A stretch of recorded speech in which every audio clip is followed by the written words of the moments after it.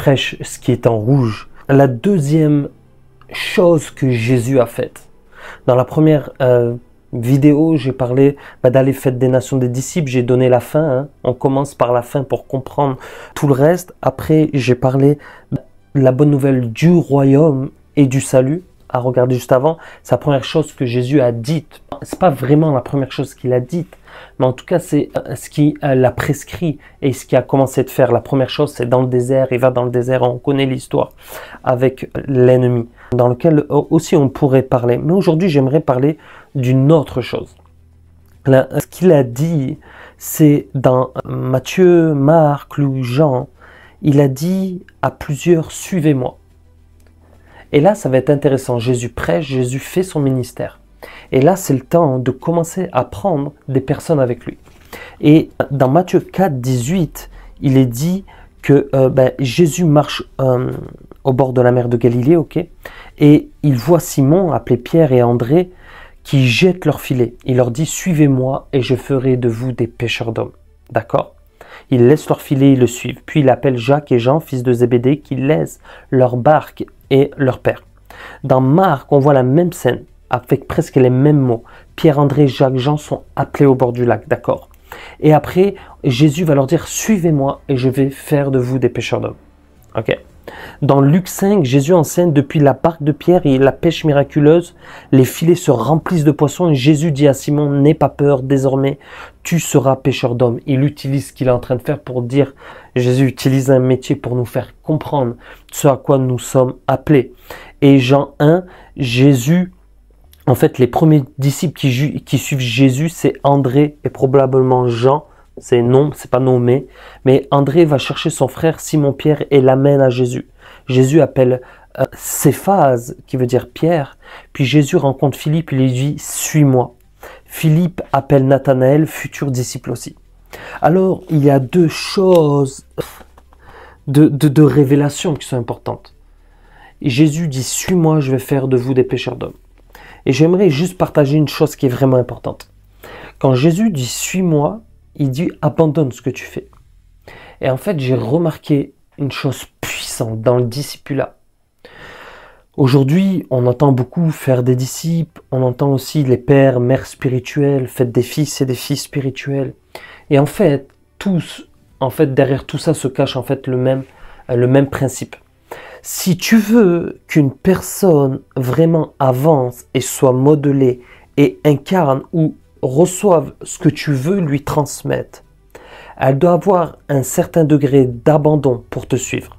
Ok, on suit tous Jésus, mais on voit le modèle de Jésus que, à travers l'apôtre Paul, Timothée, on voit que, en fait, on doit faire des disciples. Donc, on doit prendre des personnes avec nous qui vont suivre et qui vont suivre le même exemple que nous et qui vont pouvoir être transformés dans la marche afin de. Ça, c'est hyper important.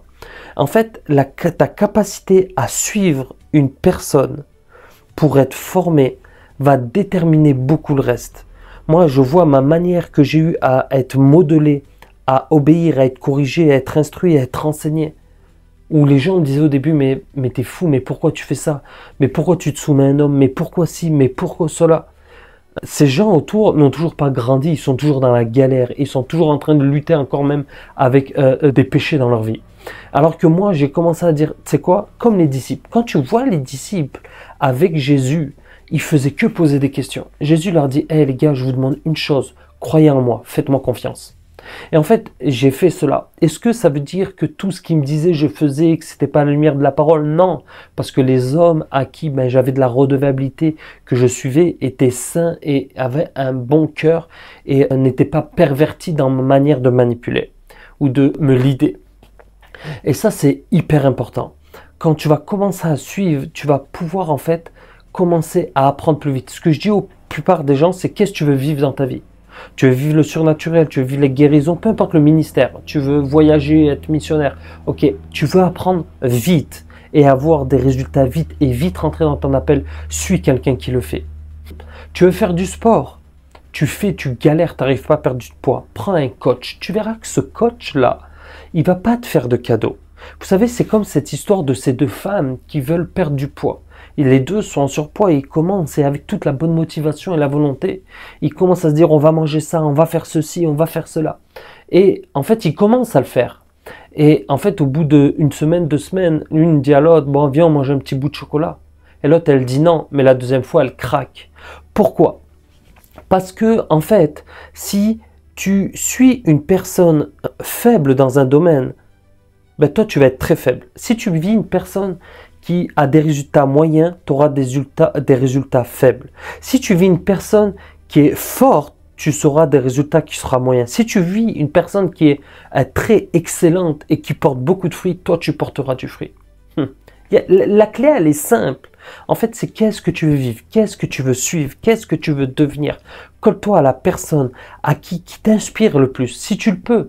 Et si tu ne peux pas, colle-toi à une personne qui va pouvoir t'apprendre. C'est comme cela que Jésus faisait des disciples. Jésus ne mettait pas des gens dans une classe à leur partager des concepts, des théories tout au long de la journée. Il a dit, suivez-moi. Et là, il va dire, je ferai de vous des pêcheurs d'hommes. Et ce qui est intéressant, dans Marc, quand il dit cela, il dit ceci. Regardez bien comme c'est puissant.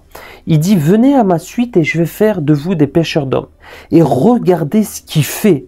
Instinctivement, à la suite, qu'est-ce que c'est de devenir un pêcheur d'hommes selon Jésus?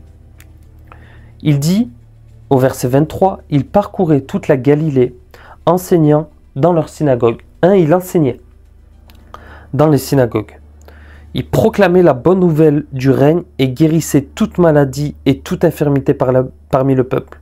Sa renommée se répandit dans toute la Syrie. Et il dit, regardez, on lui a amené tous ceux qui souffraient en proie de toutes sortes de maladies et de tourments démoniaques, délivrance, lunatiques, paralytiques. Et il les guérit. Donc Jésus enseigne, Jésus prêche, Jésus guérit, Jésus délivre. Voilà ce que c'est être un pêcheur d'hommes. Si tu veux devenir un pêcheur d'hommes, que tu as ce désir de devenir un pêcheur d'hommes, nous-mêmes, on a à cœur, on équipe les gens, on lance d'ailleurs là, je ne sais pas s'il y aura encore de la place, mais au moment où tu regardes la vidéo, mais on lance en fait un mentorat où pendant 2 mois, on s'investit concrètement chaque semaine dans la vie des personnes avec une formation continue, avec un process qui va sortir le bon jus de ta vie. Pourquoi? Parce que j'ai remarqué que souvent on veut suivre. On veut suivre des gens, on veut suivre quelqu'un. Mais en fait, on suit les gens sur une trop longue durée. Et en fait, il manque cette passion. Il manque ce concentré qui fait que tu peux porter du fruit plus vite. Je m'explique.